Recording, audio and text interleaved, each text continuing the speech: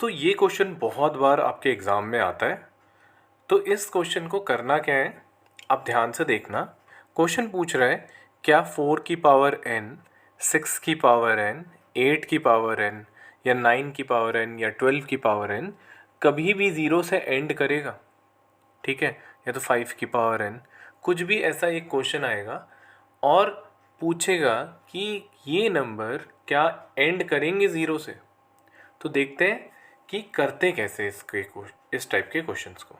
ठीक है बच्चों, एक सिंपल सा कॉन्सेप्ट है इसमें कि आपको ये पता रहना चाहिए दुनिया में कोई भी नंबर अगर उसके एंडिंग में ज़ीरो आ रहा है, फॉर एग्ज़ाम्पल 10 हो गया, 20 हो गया, 30 हो गया, इन सब के एंडिंग में क्या आ रहा है बच्चों, ज़ीरो आ रहा है, तो वो कहीं ना कहीं 2 और 5 के कॉम्बिनेशन से ही बना होगा, क्योंकि 2 और 5 किसी भी नंबर के प्राइम फैक्टर अगर होंगे तो ज़रूरी है कि ज़ीरो आएगा ही आएगा एंड में।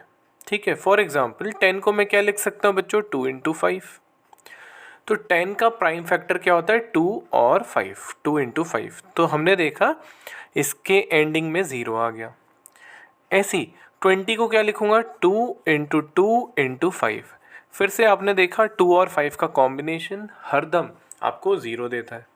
सिमिलरली यहाँ पे आप देखो 30 को आप क्या लिख सकते हो, 3 इंटू 10, 10 को क्या लिख सकते हो, 2 इंटू 5। फिर से जहाँ पे भी 2 और 5 आएगा वहाँ ज़ीरो आएगा ही आएगा। आपने ये देखा कि 2 और 5 का कॉम्बिनेशन ही आपको हरदम ज़ीरो देता है एंड में। ठीक है, तो अगर किसी भी नंबर में अगर मैं उसका प्राइम फैक्टर निकालूंगा, उसके प्राइम फैक्टर अगर 2 और 5 नहीं होंगे तो वो कभी भी एंड नहीं करेगा ज़ीरो से। अगर उसके प्राइम फैक्टर 2 और 5 होंगे, वो कोई भी नंबर हो, मुझे कोई मतलब नहीं है, पर उसके प्राइम फैक्टर में 2 और 5 होना चाहिए। अगर तो है तो बच्चों वो पक्का ज़ीरो से एंड करेगा। ठीक है, जैसे कि 4 है। अब बच्चों 4 का प्राइम फैक्टर निकालो, 2 इंटू 2। क्या यहाँ 5 है, क्या यहाँ पे 5 है, 5 नहीं है। तो बच्चों ये कभी भी एंड नहीं कर सकता ज़ीरो से। यहाँ पे 4 की पावर n है। अब n का मतलब क्या है, यहाँ पे n की जगह आप कुछ भी रख सकते हो। n की जगह 1 रख सकते हो, 2 रख सकते हो, 3 रख सकते हो, 4 रख सकते हो। ठीक है बच्चों, जैसे कि मैं 4 की पावर 1 रख दूँ तो भी आंसर 4 ही आएगा। 4 की पावर 2 रख दूँ तो भी कितना आएगा, 16 आएगा। 4 की पावर 3 रख दूँ तो भी कितना आएगा, 64 आएगा।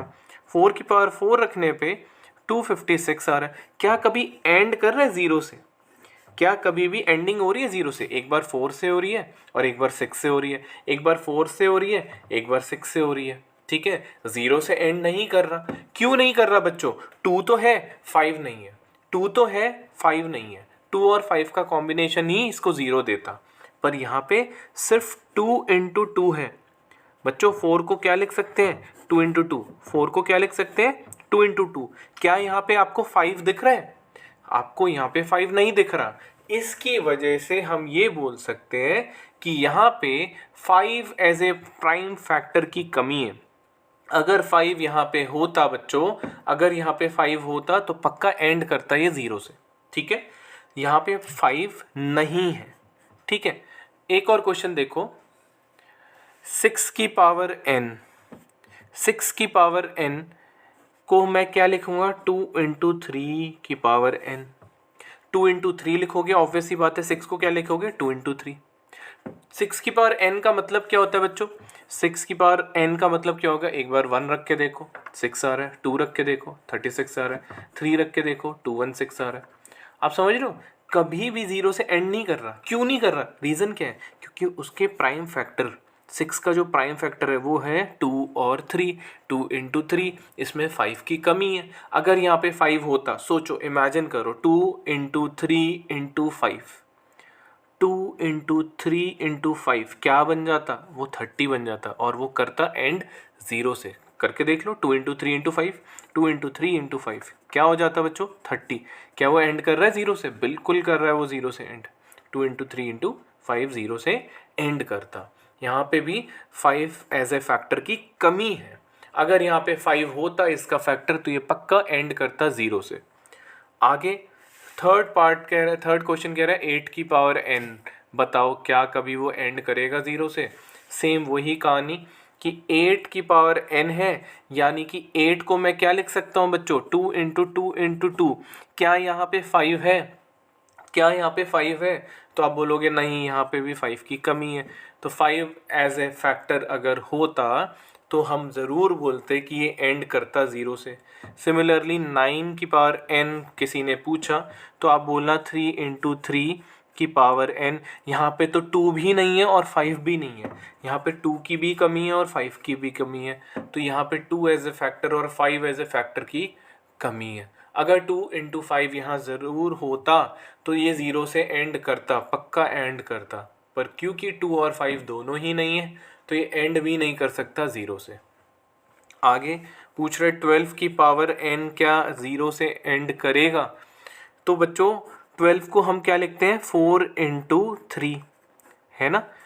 4 को लिख दो 2 इंटू टू इंटू थ्री की पावर n। आपने इसका प्राइम फैक्टर निकाला और फिर से देखा कि 2 तो है 5 नहीं है, 2 तो है 5 नहीं है, तो 5 की कमी है। 5 एज ए प्राइम फैक्टर अगर यहाँ पे होता तो ये ज़रूर एंड करता 0 से। ठीक है, अगर मान लो मैं पूछ लेता हूँ कि बताओ क्या 5 की पावर n, क्या 5 की पावर n कभी भी एंड करेगा 0 से? तो आप बोलोगे नहीं, क्योंकि 5 में 2 की कमी है। अगर 2 यहाँ पे होता, अगर यहाँ पे 2 होता तो ये एंड करता 0 से, तब ये एंड करता 0 से। पर क्योंकि 2 नहीं है, 5 की टेबल में 2 नहीं आता, इसलिए वो एंड नहीं करेगा 0 से। चेक करके देख लो, 5 की बार n है, 5 की बार 1 पुट करके देखो, 2 पुट करके देखो, कितना आ रहा है, एंडिंग हरदम 5 से ही होगी। 5 की बार 3 पुट करके देखो, एंडिंग हरदम किससे होगी, 5 से ही होगी। 4 पुट करके देख लो, ठीक है, तो एंडिंग हरदम 5 से ही होगी। तो यहाँ पे किसकी कमी थी बच्चों, 2 की कमी थी। ठीक है, आई होप आपको ये समझ आया होगा। ये कॉन्सेप्ट कुछ भी नहीं है, इसमें बस ये है कि कोई भी नंबर अगर एंड करेगा 0 से तो वहाँ पे 2 और 5 एज ए फैक्टर होने चाहिए।